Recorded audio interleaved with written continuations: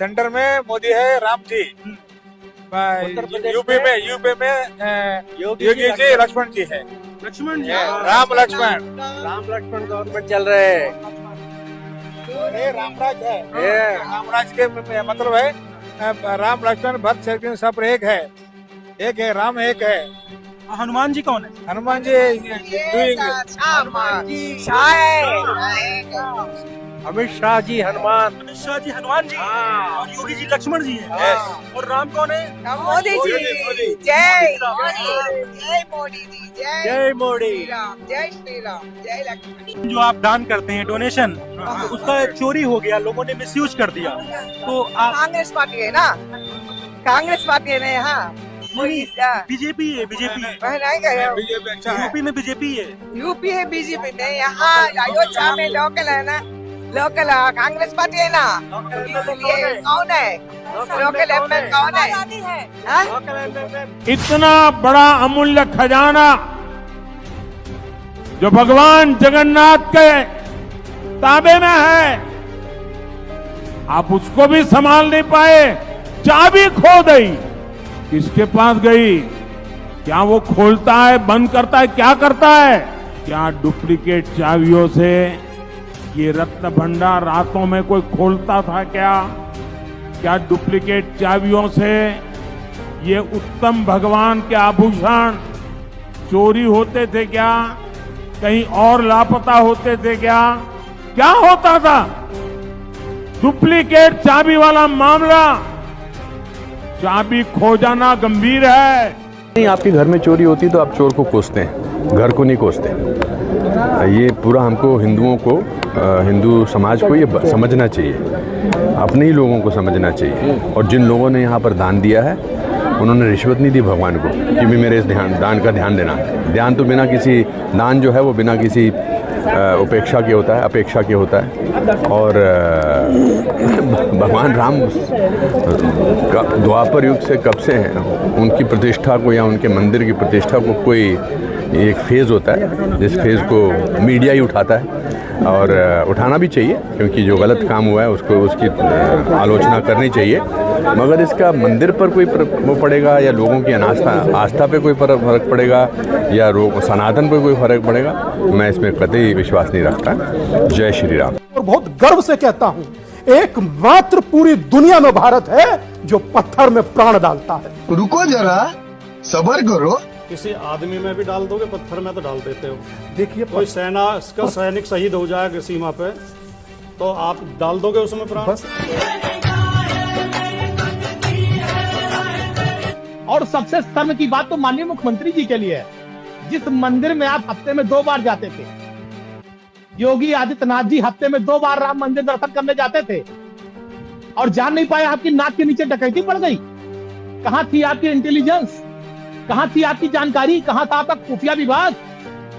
जिस मंदिर में माननीय मुख्यमंत्री जी हफ्ते में 2 बार दर्शन करते हो, वहां कई सौ करोड़ों की डकैती पड़ जाए, आभूषण चोरी हो जाए, गहने चोरी हो जाए, ये तो माननीय मुख्यमंत्री जी आपके लिए भी शर्म की बात है। ये आपका इंटेलिजेंस फेल है, आपकी व्यवस्था फेल है, आपका खुफिया तंत्र फेल है।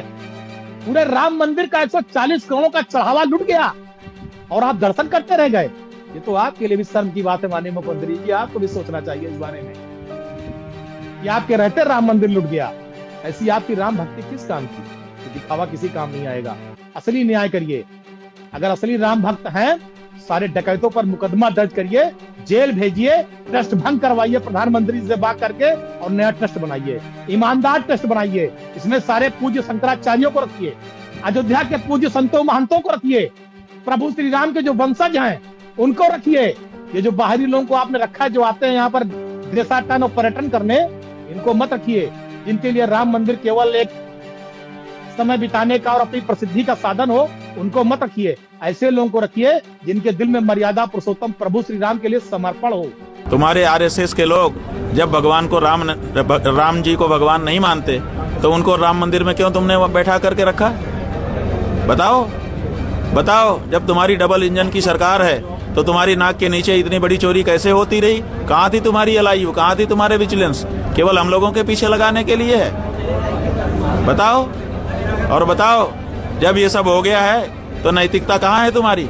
इन्होंने गलियों में, अयोध्या की गलियों में नारे लिखे थे, जो राम काज में पिछड़ा है मर्द नहीं वही जड़ा है। हम तो ये मान रहे हैं कि बाबरी मस्जिद के 3 गुंबद थे और ये 3 गुंबद वो तो हम लोगों ने कारसेवा में ढा दिया। ये 3 गुंबद गोपाल राव, संपत राय और अनिल मिश्रा, ये ढांचे 3 बचे हैं। इनको गिराने के लिए एक बार हमको कारसेवा और करनी है।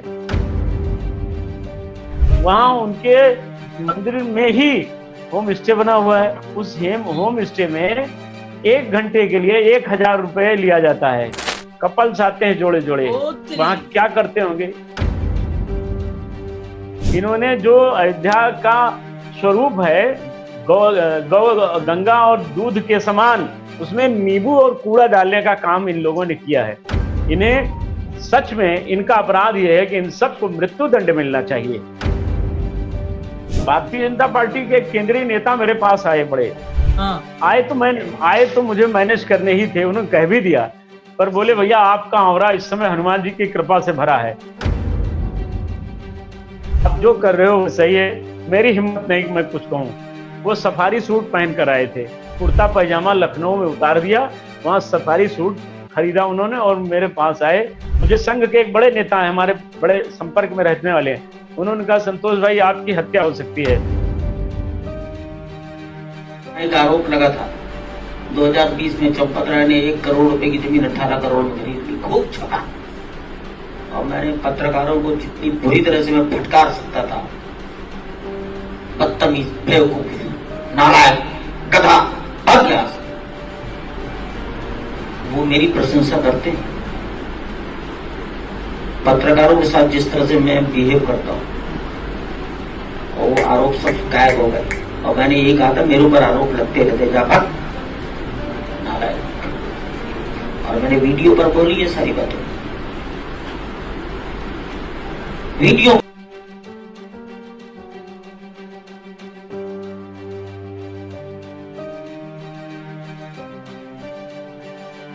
सबसे महत्वपूर्ण बात यह है कि पुरानी कहावत के अनुसार इस मामले में कोई कुत्ता नहीं भौंका। अगर पहरा देने वाला कुत्ता न भौंके तो समझना चाहिए कि वो चोरों को जानता है और शामिल है।